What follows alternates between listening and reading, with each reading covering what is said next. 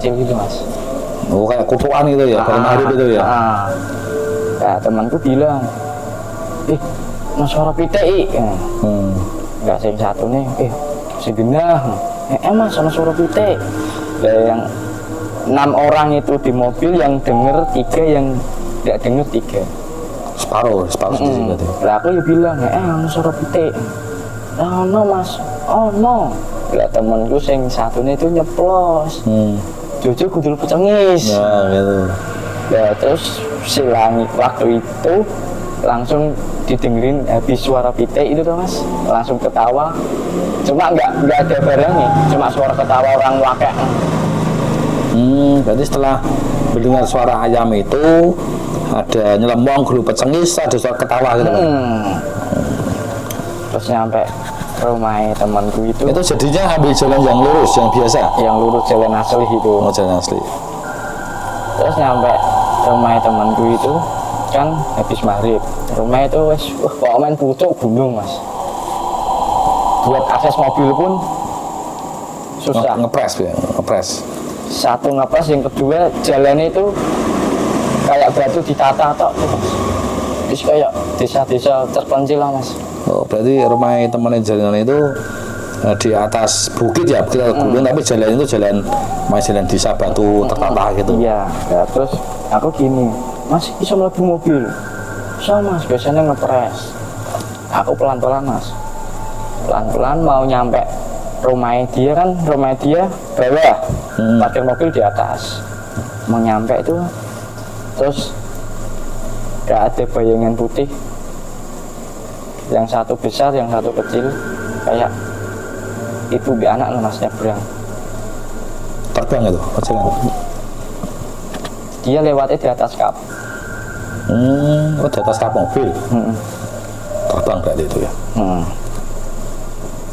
Terus temanku bilang gini, itu terlihat wujudnya orang tua kayak baju putih atau seperti sosok kuntilanak, satu besar satu kecil, orang tua. Berarti bukan makhluk kayak kuntilanak gitu ya. Bukan orang tua. Terus aku tak tanyain, waktu mobil itu tak parkirin lah mas, sini kuwi berat mengkerak kan, biar mengkerak. Terus aku sama teman-teman wis sholat sik wae, diminta maghribe ya. Habis sholat jagongan, terus aku tanya sama bapaknya temanku, Kak, memang tanya di situ itu apa rumah kosong? Mas, rumah kosong.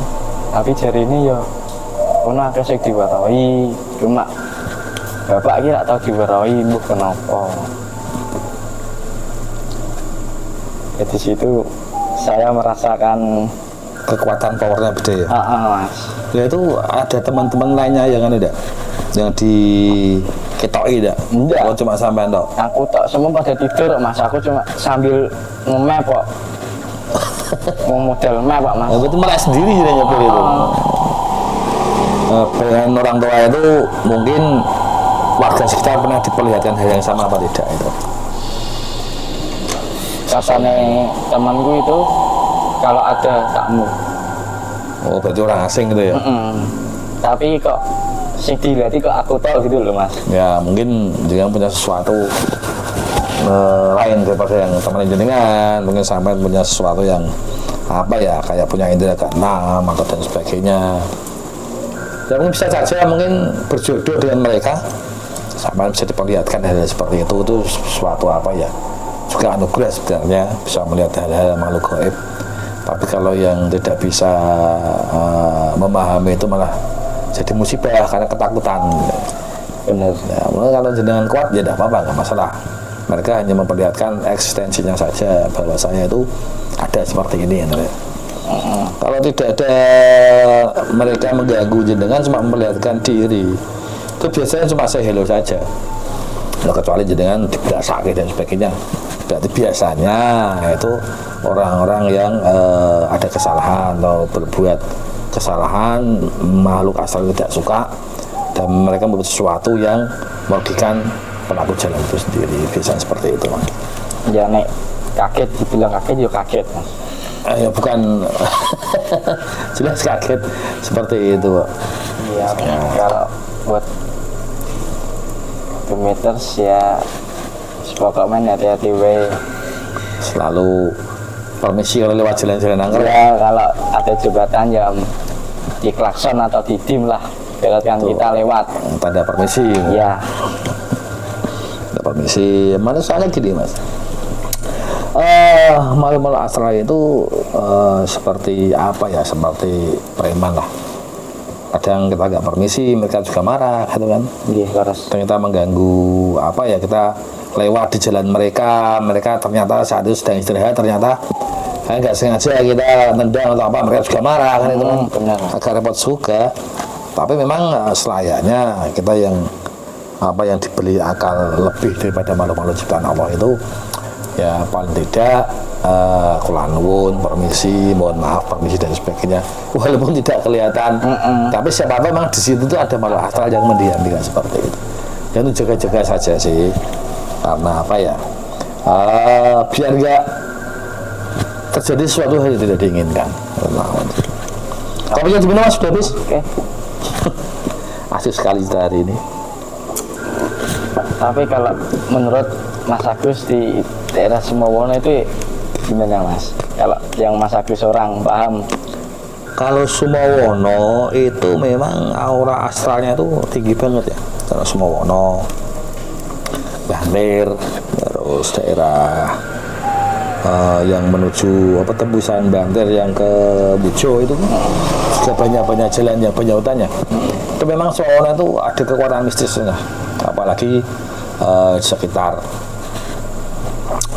tikungan jalan, terus hutan-hutan, tempat wisata yang notabene itu bukit dan jarang dilewati oleh orang-orang.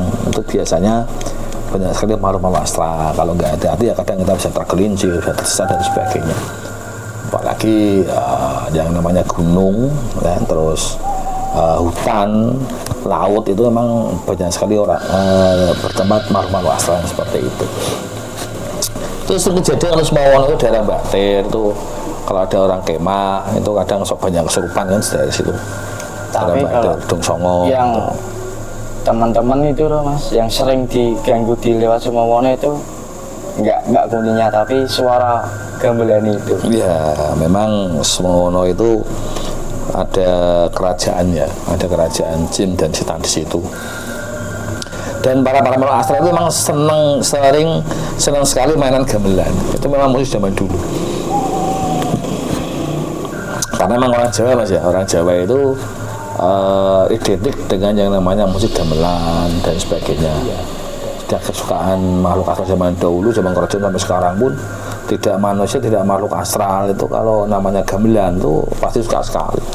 Dan itu sering didengarkan, itu banyak tidak cuma di Sumawono, kadang di Dieng, terus di daerah-daerah hutan, wisata yang notabene itu gunung, pasti ada seperti itu. Bahkan di laut pun sudah ada suara seperti itu.